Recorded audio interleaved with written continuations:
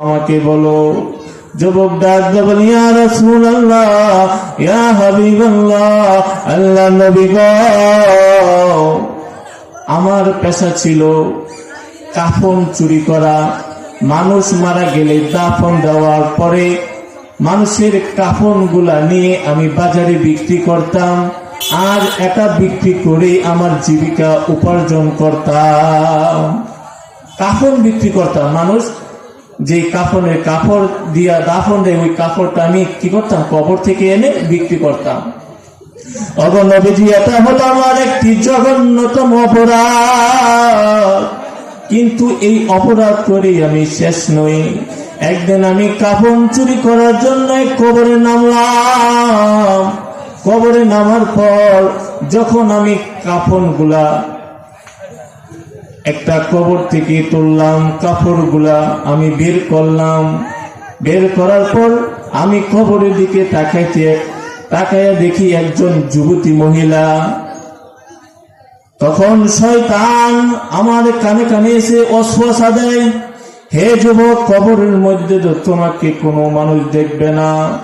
হে যুবক, তুমি যদি এই যুবতীর সাথে জিনায় লিপ্ত হয়ে যাও তাহলে তো তোমাকে কোনো মানুষ দেখবে না।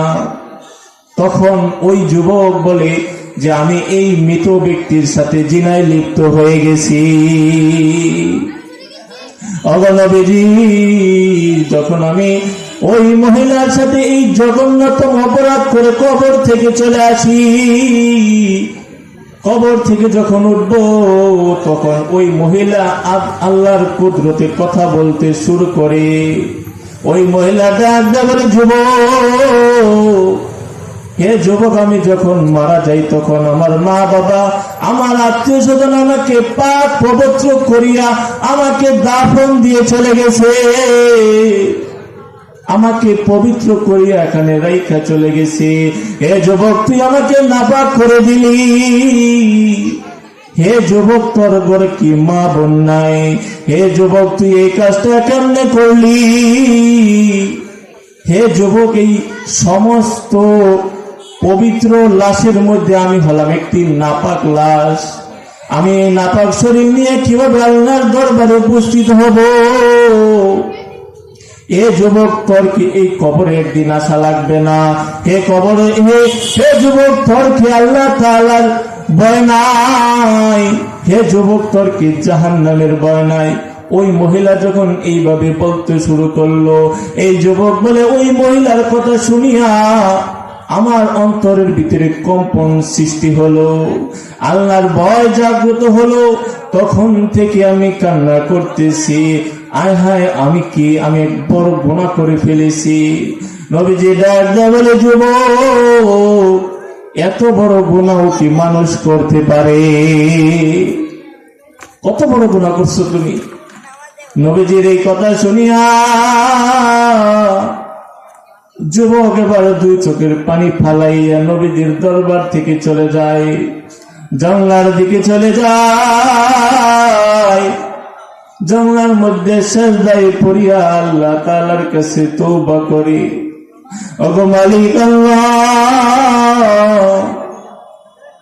আমি অনেক বড় গুনাহ ভুল করে ফেলেছি। নবীজি বলেছে আমি নাকি অনেক বড় গুনাহ করে ফেলেছি। ওগো আল্লাহ, আমি তোমার দরবারে হাজির হইলাম। ওগো আল্লাহ, তোমার দরবার ছাড়া তো আমার কোনো দরবার নাই। ওই যুবক সেজদায় পড়িয়া বারবার তওবা করে, বারবার কান্নাকাটি করে আল্লাহ তাআলার কাছে বলে, মালিক আল্লাহ, তুমি আমাকে খাওয়াইছো, তুমি আমাকে সৃষ্টি করেছো। ওগো আল্লাহ, শয়তানের ধোঁকায় পড়িয়া অন্যায় করে ফেলেছি, নফসের ধোঁকায় পড়িয়া অন্যায় করে ফেলেছি। ওগো আল্লাহ, তুমি আমাকে মাফ করে দাও। এইরকম ভাবে যুবক 40 দিন পর্যন্ত আল্লাহ তাআলার কদমে সিজদা দিয়ে কান্না করতে থাকে। ওই যুবকের তওবা আল্লাহ তাআলা পছন্দ হয়ে গেছে। আল্লাহ তাআলা পছন্দ করে নিয়েছেন। আল্লাহ তাআলা হযরত জিবরাইল আলাইহিস সালামকে পাঠাইলেন এবং দুইটা প্রশ্ন করতে বললেন। জিবরাইল আলাইহিস সালাম নবীর দরবারে আসিয়া